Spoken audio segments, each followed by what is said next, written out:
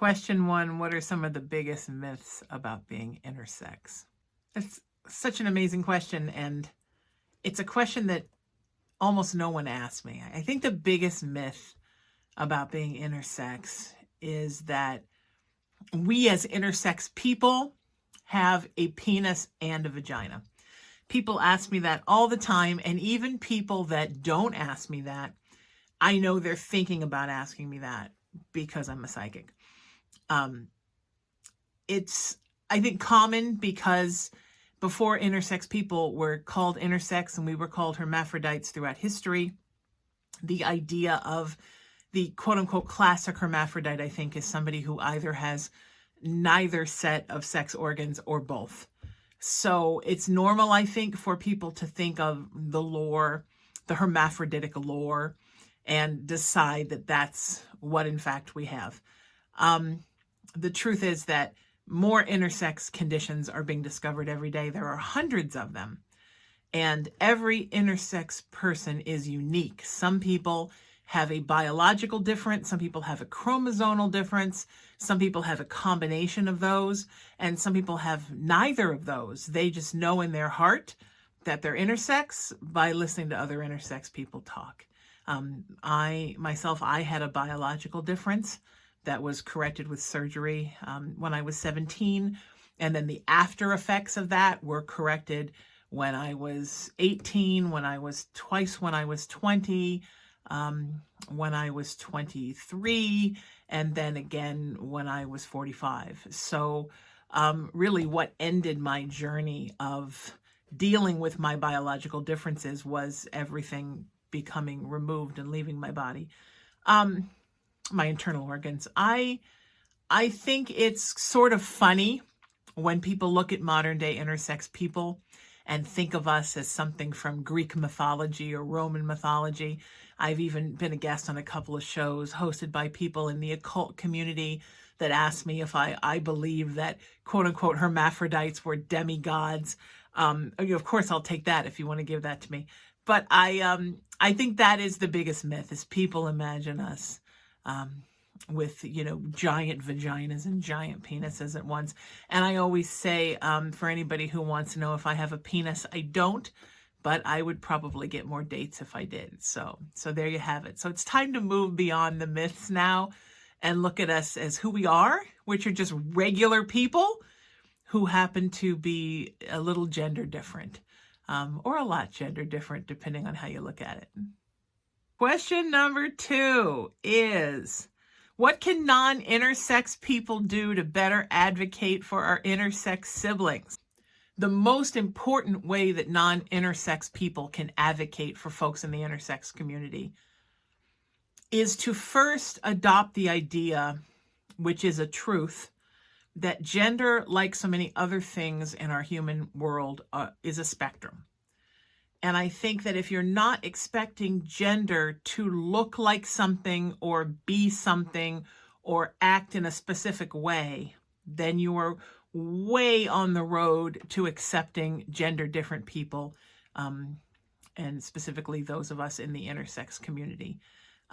People believe that we're without gender, and that certainly isn't true. We're just without binary gender. We have our own ideas of what our gender is. We identify the way we choose to identify, and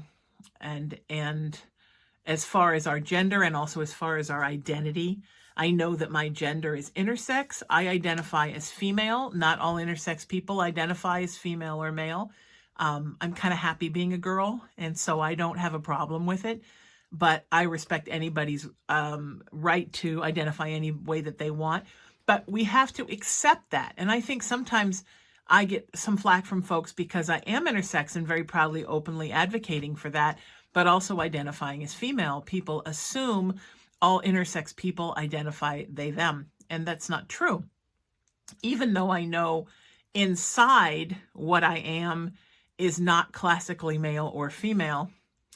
Also, as a spiritual person, I believe that our souls don't have a gender, that gender is a concept that follows us into an incarnate place like Earth.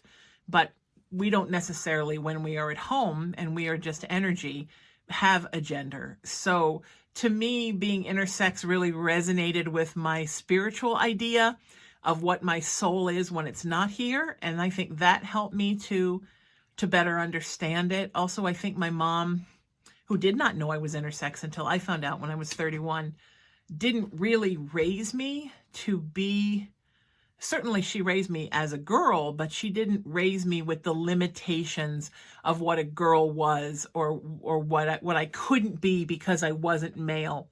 So I think it was easier for me to accept being intersex. And I think that for others to accept, there really is nothing to accept. Just take, when an intersex person tells you who they are, just believe them and accept them where they're at, as you would hope they would accept you where they were at.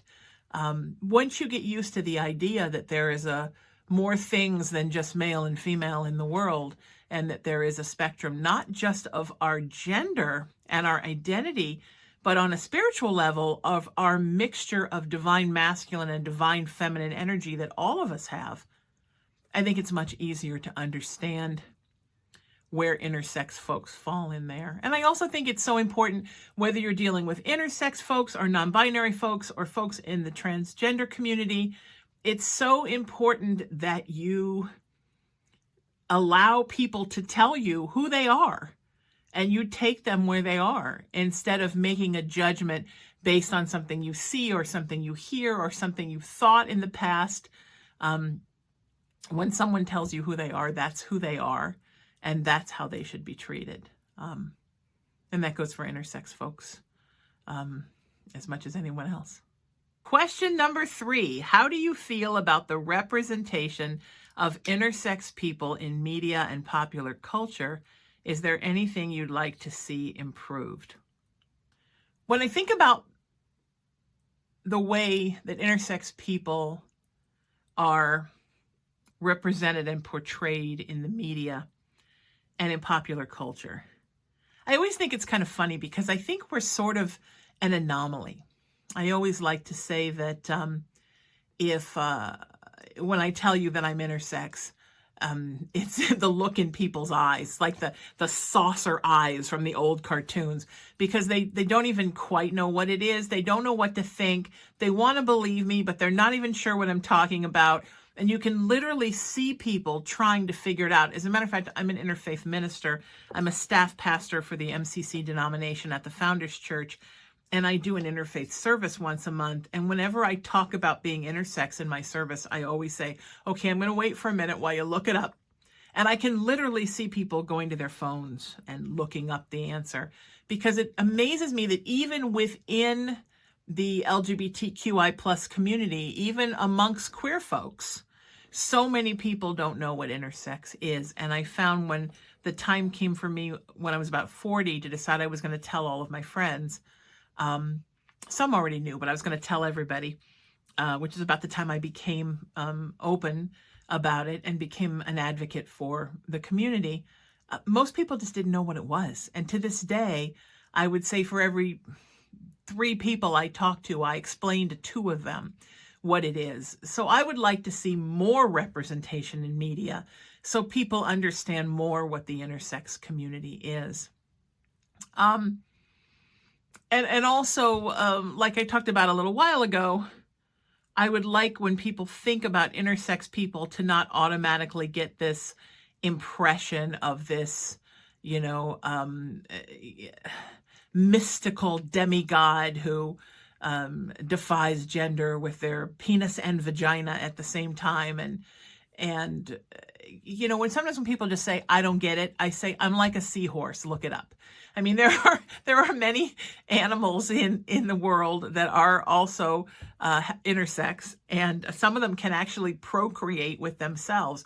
I don't know if I've ever heard of an intersex person procreating with themselves, but it would be interesting to see if that had been a thing throughout time. Would I have procreated with myself if I could have? That's something I got to think about. Maybe. If it was safe, maybe. It's kind of like easy cloning without the lab. So I think I would like to see us move away a little bit from that kind of fanciful mystic sci-fi idea of what an intersex person is to the very matter-of-fact truth that we're just regular people, right? We put our clothes on one leg at a time, and we're just like everybody else, except that we're a little bit different. We don't fall into the gender boxes as some other folks do, and that we're not the only ones in humanity that don't fall into the gender boxes. I think because many of us have biological conditions, it makes it more real for folks. You can't just say, well, did you just make this up in your head, like unenlightened people say about many other forms of non-binary people. Obviously, it's real, no matter what, but some doubters want to see proof. So our bodies are their proof. So they really don't know what to do with us. I think even organized religions have begun to come around to say, hey, you know what, we can't deny intersex people are what they are, because look at this. And I think that's a shame, because whenever anybody tells you who they are, what their identity is, what their gender is, you should believe them, because you know more than anything else who you are. But I also think that in some ways the intersex community has helped to pave the way to folks that are not enlightened, because here we have the biological proof that more things go on in the world than you're born as a cis man or you're born as a cis woman. So I think I would like to see more normalcy, and I would like to see it not be the theme of everything is that. And I'm seeing this now, especially in television shows and movies geared towards generations of folks younger than me. I am seeing this magic, a character just turns out to be intersex. And I can always tell before, when the storyline starts and there's some kind of something going on around the gender, I'm like, this is going to be an intersex character. And then it is. And I think that's so fantastic. I consulted on a film maybe 10 years ago or so called Bruno and Erlene Go to Vegas. And I was in the film very briefly, and I was the intersex consultant. And that was really what was the beginning of my journey of coming out openly. Because when the film was done and the press wanted to talk to people about the intersex character, nobody knew how to talk about intersex people, so they threw it to me. And at that point, I had to make that decision whether to come out or not. And I love to represent in that way, because it is important to spread the education of what intersex folks are. But the thing I loved about that film was the whole film was not about the fact that one of the lead characters was intersex. It was just a part of who that person was. I would like to see more of intersex becoming a non-issue and just a matter of fact, another part of our world, another part of our species. We're here, we're who we are, and we're just like you, only a little bit different. So that's what I would like. Are there any resources or organizations you recommend for those seeking more information or support regarding intersexuality? As far as resources or organizations that I would recommend for folks wanting to find out more about being intersex, or even if they are intersex, because a lot of intersex people have absolutely no idea that they're intersex. I wish I was better at this, but I'll tell you what I did. I went to Google, and what my mama used to call the Google, and I Googled intersex. And that's how I found the organizations. There's a wonderful national organization for intersex folks. There's a wonderful international one. They are tied together. There are many people who are fantastic speakers and writers about the intersex experience. And there's a lot of information about different conditions that are now considered intersex, and also conditions that oftentimes doctors, especially those of us that are of a certain age, doctors would tell you, oh, it was just this. And then it was clearly a lot more than that. That's very important. I remember when I was born, well, there's a lot, but I was born without a canal to connect my inside organs and my outside. I had one, but it was like about that big. So when I went through puberty and started menstruating, and then things got kind of crazy because there was nowhere for anything to go. It was explained to me at the time that I had what's called an imperforate hymen, which basically means you have a hymen that can't be broken naturally and has to be broken surgically. But when I saw the pictures of the before and after, there was a lot more done than just that. I mean, there was literally a canal that was not there. And my doctor, who is now deceased, I don't have to ask about this. He had already passed by the time I started coming out and speaking openly. He was a wonderful man, a very smart man. But when I started looking up conditions that people try to hide intersex by, oh, it was just this or it was just that, that was the first one that came up. And so I think in the past, they would just, like they told me, I had a birth defect and it had to be corrected. And so I went through my whole life from the time it was discovered when I was 11 until the time I was 31 years old and realized I was intersex through meeting another intersex person, that I just had a birth defect that was corrected. And physically, it was corrected, quote unquote, although that's a whole nother topic, what I think about that. Mine had to be because it was damaging my other organs. The effects of it were harming me. So I had to have a corrective surgery or have my internal organs removed. So I chose to have the corrective surgery. But it never fixed the internal things. The way that I felt about myself, how I felt I was different, how I felt like I wasn't a quote unquote regular girl, how I didn't fit in with men or with women. None of that went away because I had a surgery. So I think also with intersex people, you have to understand that there is a physiological level, there's an emotional level, and there's a spiritual level. And we feel different on all of those levels. And you can't just fix one. So the emotionally and spiritually, what fixed me was discovering that I was intersex and then going to the internet and beginning to research and realizing there were others like me that went their whole young life and didn't know, and then meeting other people that went most of their life and didn't know. I would hope now, and I say this with all the optimism in me, that doctors tell you what's happening and are honest with your parents and give them options and not just that panic in the past of this doesn't look like a girl and it doesn't look like a boy and what can we do to make it so? Because not all intersex conditions, physiological conditions, need to be corrected. Some of them are just cosmetic differences. They're just differences. They're not anything that's going to affect your body or harm your body. So research it. Find out what you've got. Find out if you want to take a chromosomal test. I have not taken a chromosomal test because I had the physiological difference.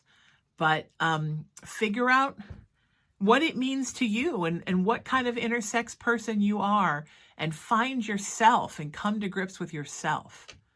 That's what is so important. And research.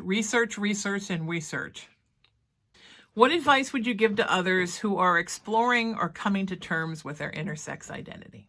When you are coming to terms with your intersex identity, a couple of things are so important. And I say a couple, but it'll probably wind up being a few. First of all, as they say, you are as God made you. There is a reason why you were put on this earth who you are. There are no accidents. They're not mistakes. It's not something didn't get messed up. What's my mom? My mom was so supportive of my intersex condition. She was so great about it. So supportive of me as an intersex person, and so proud of me. Thought I was this marvel of a genetic evolution. But one time she said to me, "I don't understand it. I didn't even take an aspirin when I was pregnant." And I said, "Mom, it's not anything you did. It just is who I am. It's how I came. It's the way I was supposed to be. It just is me." And I think she loved me the way I was, and she loved that I was intersex, and she thought it was very special. That's not everybody's experience with their parents, and I was very lucky. But I think there were times where she wondered if it was something she did that caused me to be different. Also, many intersex people often have other genetic differences. I had ear canals that didn't develop until I was almost 9 years old, yet I had wisdom teeth that came in when I was 10. So I had all kinds of different physiological things in addition to the genital difference, and that is very common. So I think it's important that you just, your individual thing, right? The things that you have, your intersex stuff that is unique to you. It's just you. It's you and it's your journey, and nobody can tell you how fast you have to accept it, or if you have to like it, or if you have to feel like a common thread with other intersex people. You come to it in your own way, and you find and discover the wonderful things about it in your own way. And for me, it went from being something that I didn't understand to then something that I realized I was, then something I felt like I needed to hide from other people, with the exception of a very few, to being something I felt like it was important I shared with the world, to then being what I believe to be one of the most wonderful things about my existence in this human incarnation. I think it is the greatest thing. I think it's the coolest thing. I proudly embrace it. Somebody told me once I was a gender warrior princess, and I love that. I like that I'm different, and I like exactly who I am. I love this existence. So I think it's really important that you not get down on yourself or beat yourself up because you're not a cis man or you're not a cis woman. You're perfect. And you were sent to the earth with a mission and a service to be exactly who you are. And if the ancients thought we were demigods, right? We were the children of Hermes and Aphrodite. That's how the name came. Then maybe that was because we came here with a unique perspective that there is more to life than gender. That the human collectiveness, that the collective unconscious, that the bond, the spiritual bond that pulls us all together as a species is not meant to be divided by gender. And we are the example of how it cannot be. Therefore, maybe we show cis men and cis women how it should not be. Does that make sense? Anyway, I love it about me. I love it about you. I hope if you are an intersex person that you discover who you are and that you learn to love it, because I think it's great, and that you take that connectiveness and that love of yourself and you use it to help your gay brothers and sisters and your lesbian brothers and sisters and your bisexual brothers and sisters and your non-binary siblings and your trans brothers, sisters, and siblings, and you find a way to make them feel better about who they are because you feel so good about who you are. And most importantly, when people give you the letters of the queer community and they leave out the I, stick it in. Make sure it's there. Because, like I like to say, H is for human and I is for me. And I'm so honored to be speaking to you all today. Thank you for listening a little bit. I appreciate it.